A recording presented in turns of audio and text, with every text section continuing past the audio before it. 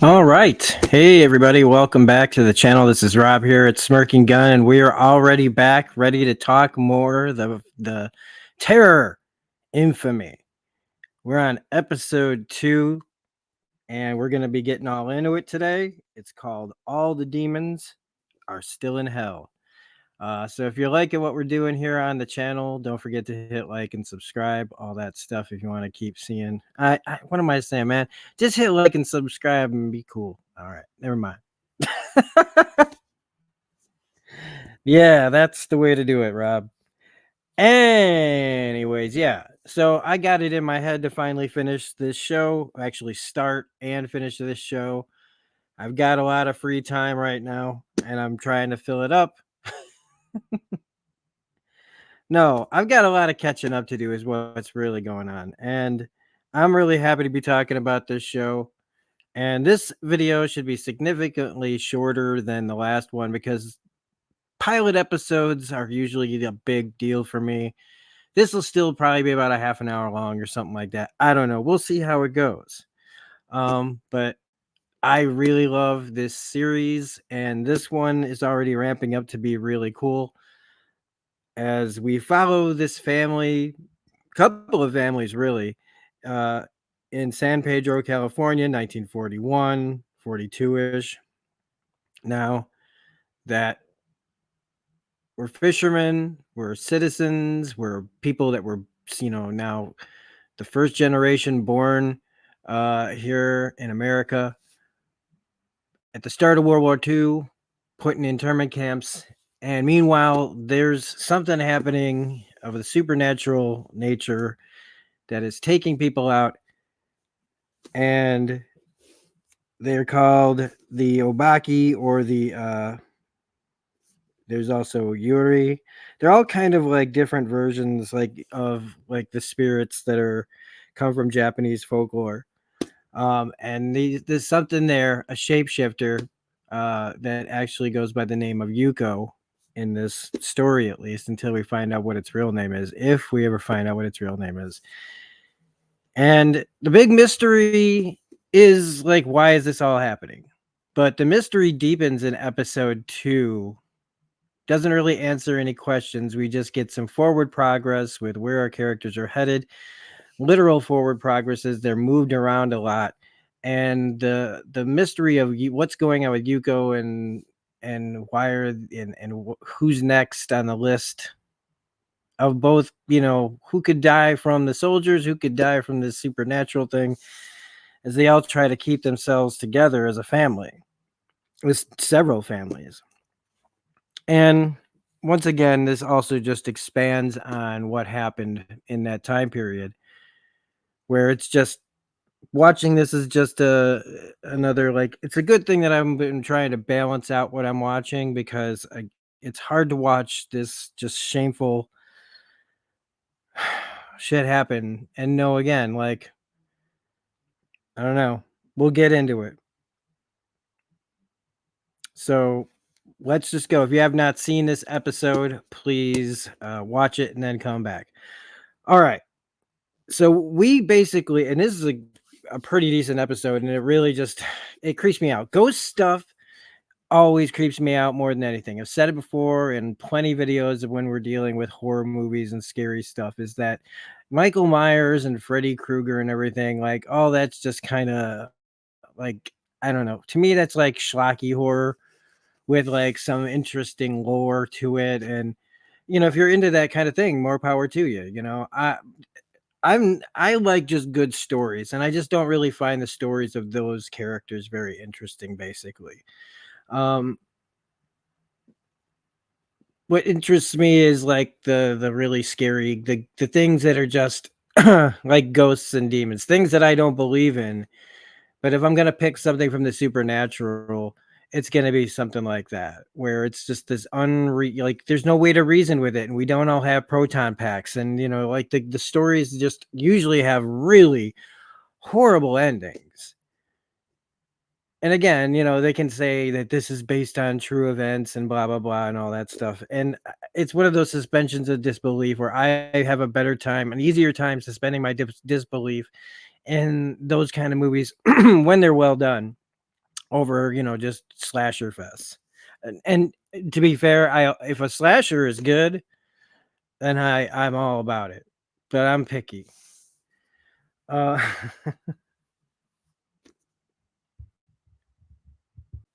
so far, that's what we have here is a really interesting ghost story mixed in with some historical drama that really makes your stomach turn because again, you see what happens in this episode and you immediately think this is what happened to the Jews in Poland, you know? Except they were already being taken care of. Like we were behind in the game and they did it before they even started the war, right? Isn't that how it went? Either way, I don't remember which came first. It should be, I believe it's the invasion of Poland, right? And they just took everybody and it just spread from there, right? And by the time 1941 happens, 1942, when this executive order from the president of the United States comes in to do this to the Japanese, Hitler had been killing people for a long time. We were just slow on doing it because, like I said, they didn't wait for a war to start. That's how they started the war, by killing a whole shitload of people and then locking them, taking a bunch of people, locking them up, and then killing them. And it's how, in the middle of all that, they start a war with everybody. Um, we needed the war to, we needed Pearl Harbor to happen for us to jump into the war and immediately lock up everybody that was part of that. Like, why didn't that happen okay, that's a little bit of history here that maybe I'm going to look up real fast before I continue. Okay, so unless the data is wrong, and I apologize if it is, and if somebody has better numbers, tell me and put a link or something in there. But the numbers that I had, that it looked like it was about 110 to 120,000 Japanese were in internment camps in America, to the 11,000 German. So yeah, there were some Germans that were locked up. And I would consider, like, look, it's not a contest here, but I feel like Germany was the bigger threat the whole time. The Japanese soldiers are made of some hardy stuff, but the Nazis were the biggest threat, and we only put out like I'm not saying what's fair, right? What's fair? Like if everybody but I basically am drawing the correlation that Germans were still white. And we probably needed somebody to fight the war, right? You can figure out the reasons there, right? I'm a German here, and oh, I'm fine though as long as I say fuck Hitler. But those people say fuck Hitler and fuck the emperor, and they're locking them up. That's that's fucking funny how that shit works. But anyway, segueing into the top of the show. So Henry has been separated from his family. All these men have been separated from their families in this terrible, terrible situation. And they're in North Dakota, we find out. And it's been a week since they got flown out there, like taken away. And right off the bat, it's like the mantra of trying to go over, like, what do you say? What do you say? What do you say when somebody asks you a question? I'm not a spy. I'm just a simple fisherman. I love this country.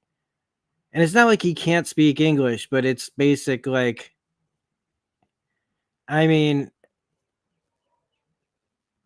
at the same time, it just feels like it's a scripted thing, which would make, I think, a lot of guys feel even more suspicious.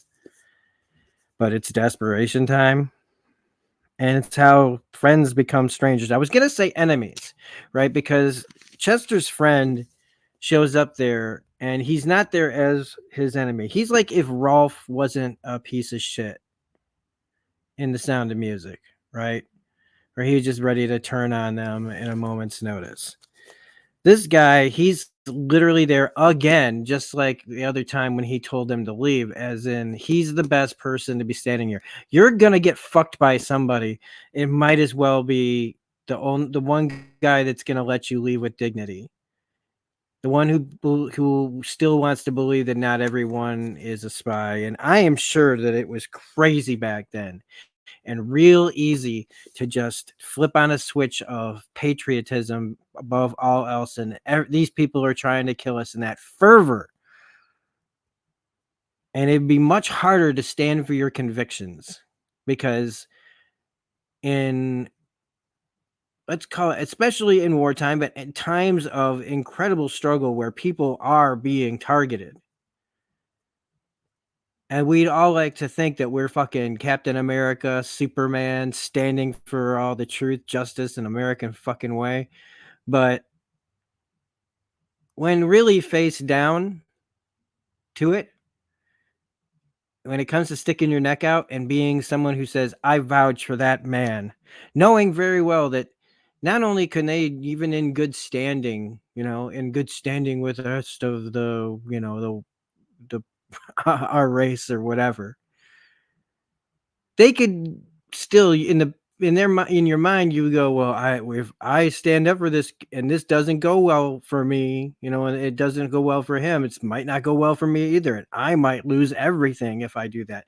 And that's basically the crux of everything that's going on today too, of why nobody does nothing and why people don't stand up for each other, because everyone's afraid of losing that tiny little bit of shit we got left that we consider is ours and makes us free. Yeah, it came hard right at the front, didn't I? But that guy is the only guy. Like, he's not there to fuck up their lives. But it is friends to strangers, not friends to enemies. Like, there was plenty of friends to enemies, but in this situation, it's friends to strangers. He basically has to, like Polly and the Goodfellas, I have to walk away from you now. I got to turn my back on you. And it's got to be just so degrading because it's like these not.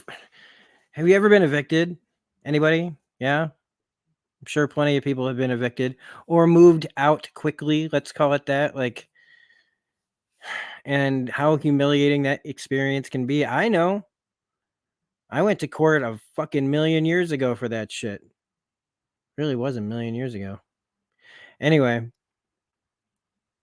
it feels terrible and embarrassing and shameful, and just you feel lousy because you failed. And now you gotta deal with the consequences. Now think about when somebody just comes over and says, "There's no time. You just gotta go. Here's a fucking court order. Government says you can't live here anymore. You have to go to this place, and then we're gonna figure out where you're gonna go. You got to leave all your shit behind, basically, that you earned for, and your money's not gonna be there. You better just grab as much as you can out of the bank if you even get a chance to go to the fucking bank. That's how you treat citizens that are different from you."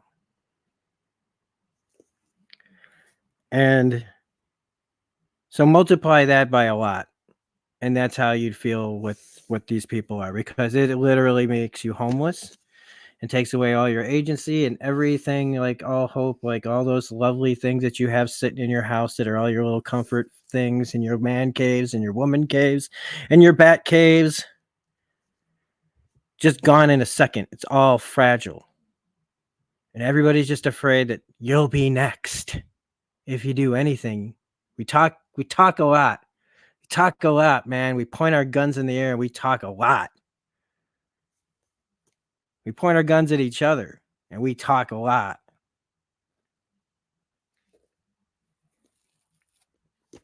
Well, one of the men, it's actually it's Wilson Yoshida, the father of Amy. They're basically, I think, the brothers. I think Henry and Wilson are brothers. I can't remember, but they're really close to Chester's family. And he's carrying a bunch of four cases in two arms up these stairs, and in a dreamlike kind of haze, he sees Yuko, and he gets this kind of like like real, like kind of like recognition. By the way, Wilson Rashida is played by James Saito. So that's our first right off the bat, like little supernatural thing. Being somebody's being targeted again. And right now it looks like it's Wilson. Now, blinded Hideo Furuya, the husband of the woman who died at the beginning, the one who gave Chester the abortion like vials. He's blind, and he's in the internment camp in North Dakota where they're all just walking around in circles, and he's still seeing Yuko like some like evil angel. I mean, she looks innocent, but this has been done to you, so you've got to be haunted, right? Seeing this thing looking at you, knowing you can't see, but here you're seeing, and it's saying to you, like, you remember me, don't you? So what the fuck happened? Okay, what did these people do to Yuko? Was it some village in Japan? Were they all soldiers? Were they doing just, like, think about what's happening to them right now. Is this going to end up? Here's a quick prediction that it's going to lead to something that happened in Japan where they did basically the same thing to people there, and that this will come full circle, just like when I was saying in the first episode, when we say this is about what people do here to each other in America. This story might also include when I said, yes, I realized that the Japanese did terrible things to like Korea and other, like places all over the place have been hurting each other and themselves for as long as there have been people to hurt each other. But that's where I think this might be headed. But it's still scary. And Yamoto-san, played by George Takei, he's got this like protection papers that he's eating. I love it. They call it a sutra, I think sutra, and it's to like ward off obake. And it's got all these symbols, and you eat that, and it's like some sort of protection and shit. But he's talking about how that Hideo is haunted by Yurei, which is a ghost in all intents and purposes. And yeah, this is where Yamato-san asks, like, do you think that all the demons are still in hell? Like that after all this time, like you think that we all just like it's so crazy. It's like when you're born in and you just hear these stories and you're told and you believe in them like gods, and it's like these benevolent evil, like they all sound bad. It doesn't sound like there's any good ones. You never hear of like, oh, the good spirits that follow around people in that culture at all. I don't, at least maybe I'm just not watching the right stuff or reading the right stuff. I don't know. But it all seems to be like, Ringu girls all walking crab style to like suck your soul out through your eyes and shit. So,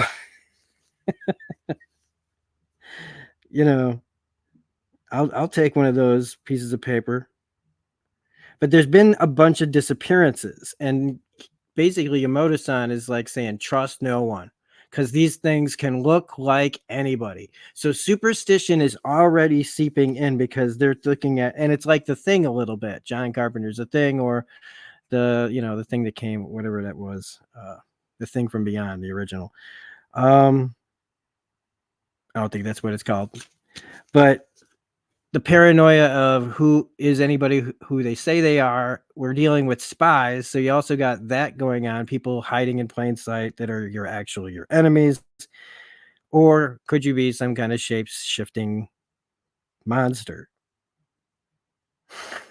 That's crazy. Now we get to see Professor Harkov, Chester's professor, and he's bringing his professor the photos he took at the funerals, and he's showing him all these pictures about how all of them have the one image like messed up, and the guy gives such a non-answer. It's just he's like, well, it could be basically, all the stuff that's happened to you could make the photos disturbed. And I'm like, what the fuck what does that even mean? You're saying like stress caused the images, and he's not even suggesting psychically. It's like he just, I don't even know. It's like the guy's broken or something, but it's like, okay, it's either a bad photo, a ghost, or stress. Okay. Uh, we find Lowe's did not get rid of the baby. She's still pregnant. And she has this thing. She has a great line, but she's got a lot of guilt over her mother dying in childbirth and then making her life matter after that. And again, people's journeys are their own, and this kind of happens, and whatever was told to her and however that got into her that made her feel like she has to be, this way because of what she calls a sacrifice, which probably comes from a religious background of death and birth and Jesus and all that shit. But she says, and I did like this line of like, I've been trying to live up to her sacrifice. I was going to be a nun, a nurse, a perfect daughter. And then you came along, and I think, why do I have to be perfect? I should have known better. Just like, wow, man. Like, I step off the path for a second, and the guilt is just a motherfucker, man. Because she's like, there's no accidents, everything. Someone's always watching, judging, punishing. And I'm like, good Lord, the only background, the people who talk like that is like serious religious indoctrination, man. Like that kind of like just blind faith that everything is like out of your hands and shit. Just it's oof. Look, everything is kind of out of our hands, but you're putting it still on something that like you think exists but doesn't. Free your mind. I'm talking to a fictional character now, apparently. That's great. Um you better watch out. Our horror movies just this was just a random thought. Are horror movies kind of like self-flagellation over guilty consciences? Like, is that the reason why we laugh when we see all these things? And I'm not saying that like we go and like like, you know, you only specifically laugh at the death that would be ironic for you. I mean, just like because people say it's like facing fears of death and shit, but I feel like it's still more psychologically like some sort of self-flagellation because I don't know why we enjoy it, like, to be scared because, again, I don't really like horror movies, but I do like good stories, and if I find a good story to be scary and it, makes me crap my pants practically, fine. I admit that I also fall into that trap, but it's just a little thing to think about, I guess. I guess for some people, there's gotta be somebody that for there's something for everyone, right? So I'm sure that there's at least a few people out there that horror movies are very self-flagellating, but then there's self-flagellation for everything, right? There's something for everyone under the sun. But she is like, "What can you give me that's better than this, Chester?" And again, it's not like that. It really is like in the big picture, like in this situation, what can you even do? And she plans on putting their child into an orphanage until she can, do something about it. And that's just to be in that position where those are your options. Those are places we don't want to be, folks. And if we don't want to be in them, anyway, I'm letting people putting some thoughts out there and just letting people go where they will with them. I did really think it was great the Henry getting to ice fish. Like they're basically, like what do we do with this guy? He's a fisherman. All right, well, simple fisherman, go out and go check out for some fish. And when the guy comes back, he's sitting there in that creepy like position of like the dead by a frozen lake. And no, he just turns around, he's got a bunch of fish. I love because it's like he's out there walking on this very unsafe looking ice, and he still goes out there and okay, look, you don't see a body, they're not dead, but this would have been that moment to like throw a death at you, but not Henry. But if they had, this would have been a good time to do it. And there's a train going by. Hang on. No matter where I go, I can't seem to get away from trains. um Chester sees Yuko and he goes looking for her at the brothel. This is where they're holed up, and talks to the manager. She's like, "There's no Yuko here." That's a big old, like, that's done in so many ghost things. Like, doesn't the person that just helped me, like, it's in everything. Um,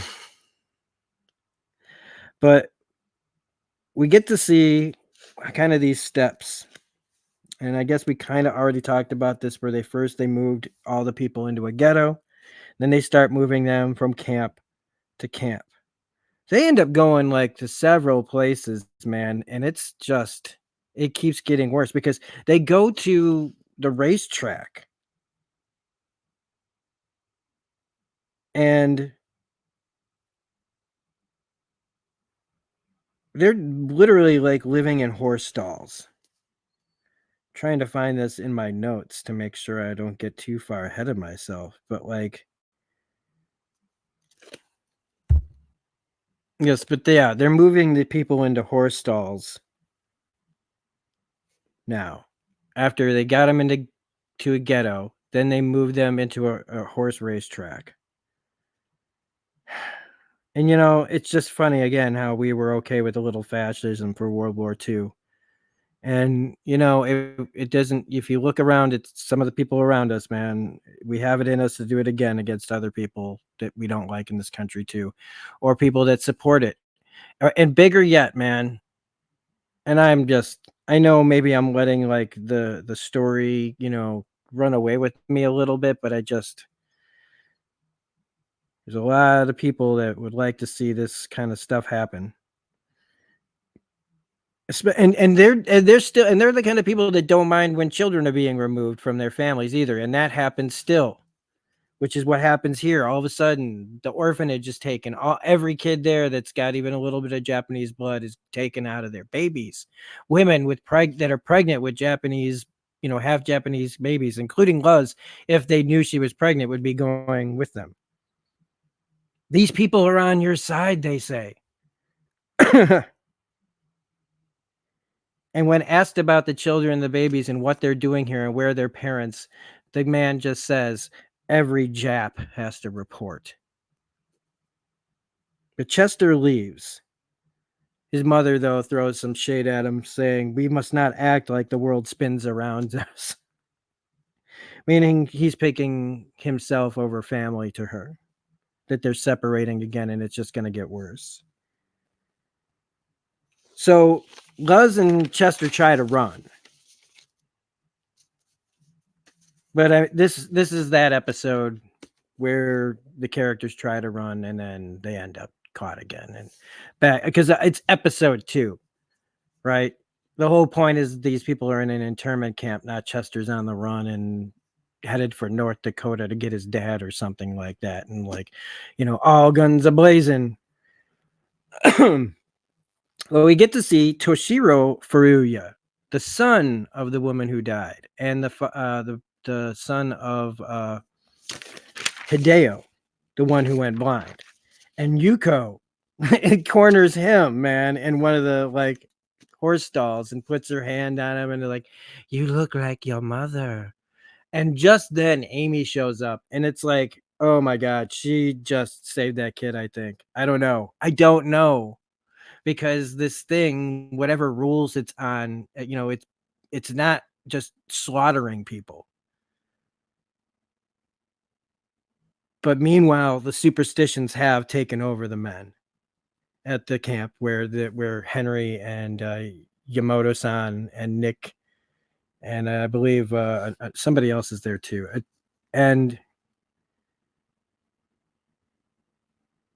before we get to that, I we got to talk about Professor Hankoff putting up Chester. Who, it's like immediately as soon as you look over at the neighbor, you go, "Oh, nope, not for long. Sorry, movie." It just kind of fits that kind of plot. Again, they have to get caught again, so obvious neighbor pays attention. See something, say something, right, motherfucker? But I looked when they were on the porch, and this is just another one of my things and how I roll.